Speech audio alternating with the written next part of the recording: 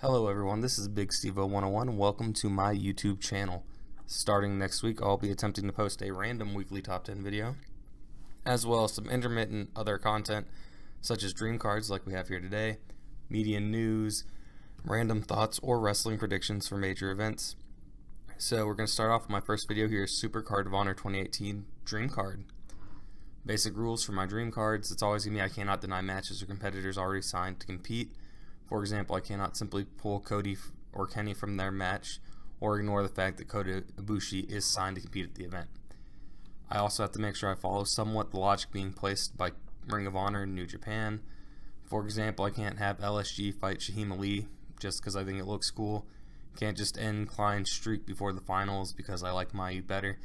I have to continue to build the story that they've already been working on. Finally, and most obviously, I have to like the match or think it tells some kind of compelling storyline that can be paid off later on. Also note that I am recording this video before 16th anniversary, so if I miscalculated the outcomes of that event, some of these are obviously not going to happen.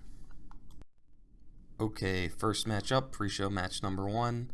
They already announced the two semifinals of the Women of Honor tournament would take place at the pre-show for Supercard of Honor. I have in semifinal number 1, the Gatekeeper Kelly Klein versus Mayu Iwatani. Ring of Honor has invested a lot in Kelly Klein and her streak. This means that we can probably assume that she will make it to the finals of this tournament without too much trouble. Mayu also seems like a relative lock for a semifinal match. As one of the top female talents in the world, she will be given her chances in this tournament to show off her tremendous skills. However, no matter how much in-ring talent she may have, I believe Ring of Honor will try to continue to put over their own creation of Kelly Klein. This unfortunately means Mayu's run will end on the pre-show. Winner of match 1, Kelly Klein. Pre-show match number 2, 15-man over-the-top battle royal. Even though the pre-show will only be an hour long, I suspect both the women's matches will be relatively short due to the need for the winners to be relatively fresh going into the finals that will take place later on the card. They're going to protect those women because they know that this Women of Honor tournament is a big chance for them to try and catch up with some of the other things going on around the world in Stardom wrestling, some of the things that have happened in Lucha Underground with female empowerment, and really WWE running a great program right now for their female wrestlers. So in order to fill the rest of that time, a small battle royal that will include mostly mid-card and lower-card acts is a good way to keep the crowd into it, way to get them going and feel good about the show. Standard fare as far as battle royal, they're going to have the cliches we all know and love. Will the tag team partners turn on each other or won't they? Who can lift the guy the size of Malonis? Who can lift the guy the size of Bruiser or Taylor? You know, these classic stories that made the over-the-top battle royal a wrestling staple that we've just enjoyed for years and years. So I have the entrance in this pre-show match as The Boys, Shane Taylor, Beer City Bruiser, Brian Malonis, Josh Woods, LSG, Shaheen Ali, Delirious coming from his backstage role, doing a little match work before the show, Scorpio Sky, Rhett Titus, Cheeseburger, Will Ferreira, Chucky T, and of course Jonathan Gresham. Winner Jonathan Gresham. Just think it'd be a good thing for him to go a little over at this show. Tremendous talent. Alright, and then to close out the pre-show, we are going to have the Women of Honor Tournament semifinal number 2. This will be Tenille Dashwood versus Hana Kimura. The much more compelling of the two semifinal matches, at least in my view. This will see a young Hana Kimura fresh off a quarterfinal match against Kagetsu in what should be an instant classic, facing one of the most recognizable women in independent wrestling at the moment. However, they didn't spend the money to bring in Tenille, put her face on things, and then make her a meet and greet at the Festival of Honor just to see her fall out before the finals. This is a business decision. They're trying to attract as many eyeballs as possible to this final. They're trying to let people know what's going on there. Tenille's going over. Winner, Tenille Dashwood. Alright, and then opening up the main show, we're going to have a big-time singles match. Recently signed to this event is the Stone Pitbull, Tomohiro Ishii, who I believe will go one-on-one with Punishment Martinez. After failing to win a championship opportunity, Punishment's going to ask management to find him a suitable opponent for Supercard of Honor. My guess would be Bully Ray's kind of taking on that role as acting enforcer and pseudo-authority figure. Tell them they've just signed a top international talent for the event. Ishii's going to come out from the back, and the battle will be confirmed. This one should be hard-hitting. It should be tough. It should be a really good match of underrated performers of relative size. I'm going to say winner is Punishment Martinez, helping him regain some of the momentum he has lost since Survival of the Fittest. He's been on a bit of a losing streak, so this could get him back on track. Alright, following up on that, we will have a Ring of Honor 6-man championship match. So the champions, still after having retained at 16th anniversary, will be the Hung Bucks, Adam Page and the Young Bucks, representing Bullet Club. I think they're going to go head-to-head with Matt Taven and the rest of the Kingdom. After the Young Bucks show up to even the odds at 16th anniversary to help Cody overcome Taven, I think the Kingdom will take exception. They'll go after the Hung Bucks on an episode of Ring of Honor TV. This leads to them being named #1 contenders for the titles and picking to use their shot at Supercard of Honor. This match should be a highlight of the night and bring out the best in each team. These are 6 really good guys when it comes to tag team wrestling. The Kingdom have great psychology, and the Hung Bucks are just phenomenal to watch athletically. I think the winners picking this up, though, is the Kingdom. They pick up the belts, get them back going in the right direction, and clears the way for Page to kind of do some mid-card solo work, see what he can do on his own, and for the Bucks to focus on their move up to the heavyweight tag team division in New Japan. Okay, and then following up on that 6-man tag team match, we are going to have the last real man standing match for the Ring of Honor Television Championship. This will feature champion Kenny King with a little bit of backup in the form of Coast to Coast versus Silas Young and his boys Beer City Bruiser and Brian Malonis. After a hectic start where both sets of backup get involved, all hell breaks loose. Bully Ray comes to ringside, bans everyone, and leaves this match one-on-one. This matchup is a culmination, a great way to tie up the story. Everything the story's been about, Silas thinking he's the toughest guy in the room all the time, and Kenny trying to show that he is just as tough, is just as game for the fight. This is a great opportunity to really show that these guys can do more than their contemporaries, and it will close out an incredible rivalry in a popular way. Big time match, big stage. Winner, Kenny King. He closes the book on Silas and gets to move on to a new rivalry. There's a couple good options out there, so I'm not going to pick that just yet, but he needs to move on and find the next big star. Alright, this next match is a little bit of a stretch. Not really sure if this is where we're headed, but I'm going to go ahead and say that we will have an IWGP Junior Heavyweight Title #1 Contenders match. That match will feature Flip Gordon versus Kota Ibushi with Will Ospreay, the current champion, on commentary. So the way this is going to come about is after Flip beats Hiromu Takahashi and Daryl at 16th anniversary. Can't forget Daryl. He's such a big part of what Hiromu does. He's going to challenge Will Ospreay for the IWGP Junior Championship. At that point, Kota Ibushi's going to walk out and says he thinks he deserves a title shot after he beat Cody at Wrestle Kingdom. At this point, Will Ospreay will come out and say he doesn't really care who he faces, but he's going to let them decide amongst themselves. Supercard of Honor, they make it happen. One-on-one, #1 contenders match. I'm going to say the winner is Flip Gordon. I think they've been prepping him to have his big moment for a while now. And obviously Kota is going to be very busy with the Golden Lovers for a while. And I don't really see where else Kota fits on this card if he's not doing something to help someone else get over while he prepares for tag work with Kenny. Alright, and then to kind of close out the undercard, we're going to have the finals of the Women of Honor Championship Tournament. As we already know from the early parts of this video, it'll be Kelly Klein versus Tenille Dashwood. This matchup has really been teased from the moment they revealed it the last slot in the tournament. Across the bracket from their girl Kelly Klein was going to be filled with Tenille. You bring in a face that recognizable for a tournament like this because you're trying to attract the common wrestling fan. Tenille is a face that can bring a lot of emphasis to their division.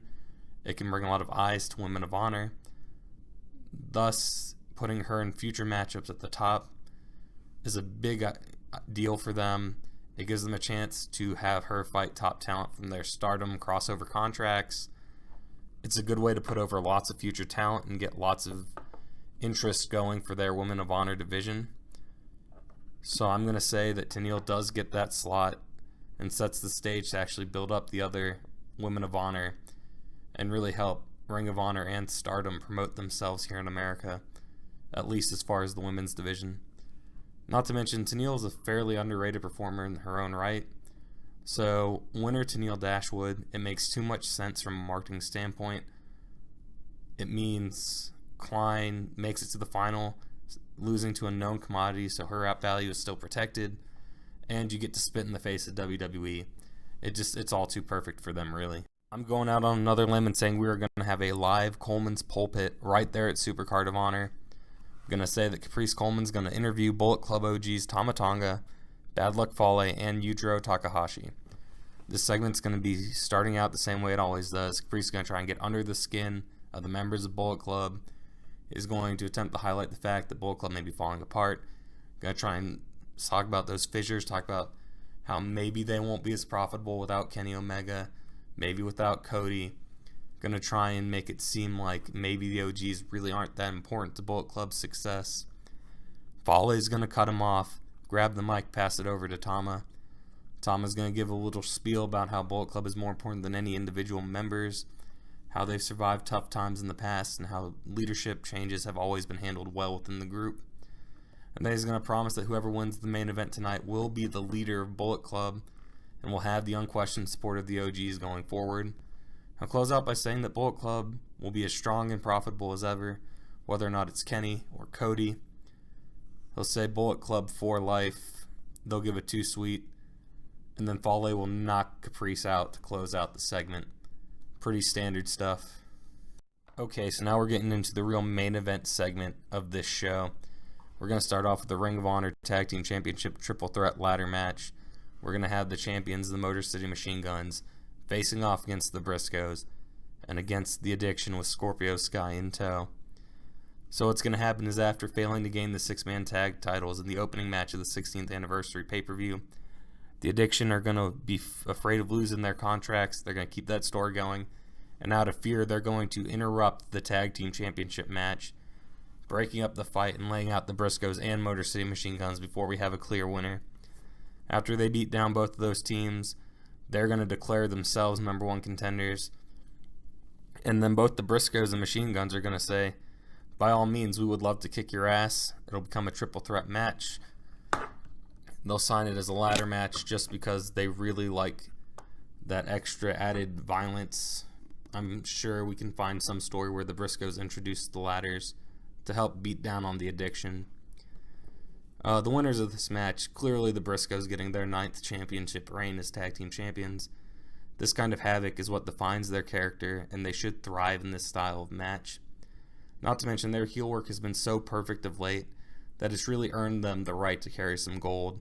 And I think it's still way too early to pay off the Addiction story about trying to survive their contract expiration date. I think it should involve one of them turning on the other near the date of expiration. And I'm pretty sure that's exactly what we'll get. So we're going to have a legend versus legend matchup next. We're going to have the franchise himself, Jay Lethal, versus Hiroshi Tanahashi, arguably the biggest star in New Japan Pro Wrestling history. After failing to win the Ring of Honor World Championship, Jay Lethal's going to feel kind of out of it, not really know his path to Supercard of Honor. If that sounds a little bit like what they're doing with John Cena on WWE, it's totally going to be the same thing. Wrestling companies borrow from each other. It's what they do. It's who they are. Eventually, Tanahashi is going to get called out by Lethal. Tanahashi's obviously going to accept. It will be a match of extreme respect. When Tanahashi accepts, I expect a handshake, and I expect the matchup to be billed truly as a great wrestling match between two men who at various times have had to really carry their companies. And it will be a show that most of the fans will never be able to forget after having watched it live. I think the winner here, though, has to be Hiroshi Tanahashi, just because New Japan's not going to get a lot of victories at this event, but they really do need at least one, and Jay Lethal can eat as many pins as he wants at this point, and it just doesn't kill his momentum. He's too big a star. Alright, now we get into the sub-main event, as I like to call it. This is the second to last match on the card, and it is for the Ring of Honor World Championship. This will be a pretty technical masterpiece, actually, of the champion Dalton Castle with the boys versus the villain Marty Scurll. Marty's going to beat Punishment at the 16th anniversary. He'll earn a world championship opportunity against Dalton Castle. He's going to demand a big stage to finally prove that he is the best wrestler in the world when he steals the show in New Orleans. Dalton thinks the idea sounds wonderful. He has something to prove when it comes to Supercard of Honor anyway, and showing up Marty would just continue to prove he's the best in the world, and he would love to do that. Alright, winner Dalton Castle. As much as I love Marty, Marty's phenomenal. It's still too soon to take the belt off Dalton. He earned that belt, he's a phenomenal performer, and he should carry it for several months. And then on top of that, having him stand tall at Supercard of Honor, the very same event where he failed to take the title off Daniels last year, is a great way to add some symmetry to his story and really tell how far he's come over the past year. It's just a great opportunity for Dalton to go over. Alright, in the main event, we already know what it is. We've been talking about it for months. The breakdown of Bullet Club. It's all you hear about in Being the Elite, on Ring of Honor TV, in New Japan Pro Wrestling. It is one of these stories in professional wrestling right now. This singles match that is essentially for leadership of the Bullet Club. The American Nightmare Cody with Brandy Rhodes, the best heel in wrestling right now, versus the cleaner Kenny Omega with Kota Ibushi. And Kenny, in all honesty, might be the most pure face in wrestling right now. This is the type of match that doesn't come around very often. It's already signed, the ink is dry, and the build has been a tremendous slow burn executed masterfully. It's been a masterclass in how to be the most despicable type of person when it comes to Cody, and how to just be the most genuine person in Kenny to get that fan response and earn it through just great match after great match after great match and doing everything the right way. Two masters of storytelling, so the match will be a good chance for them to tell story instead of necessarily just wrestling. There will be a lot of story being told between the two men. But the winner has to be Cody. This isn't an indictment at all of the best wrestler in the world today, Kenny Omega. From a story standpoint, though, it just has to be Cody. Cody's a pure heel, where Omega has become kind of the ultimate face. And Bullet Club is better served working for Cody. Kenny has a big future ahead of him reforming the Golden Lovers, which is eventually, we all know, going to lead to a face run with the IWGP World title and yet another instant classic with Okada. And I think Cody can be that evil, despicable heel that takes Bullet Club back to that place it was when AJ was there with Carl Anderson, Luke Gallows, when Fergal Devitt was leading them and they were just a gang and they were thugs. Cody's the guy to lead that team. Kenny's the guy to team up with Kota Ibushi, win some tag team titles, and put on match of the year candidate after match of the year candidate. This serves both of them too well for them to do anything else. Alright, thank you for watching my first video. I'm looking forward to putting up more content. And feel free to wait and check out my weekly top 10s. We're going to cover wrestling, movies, video games, anime, cartoons, television, whatever comes to my mind, sports, wrestling obviously. Random top 10s, whatever, like I said, news. I look forward to seeing you guys again. I hope you look forward to my videos. Thank you all so much.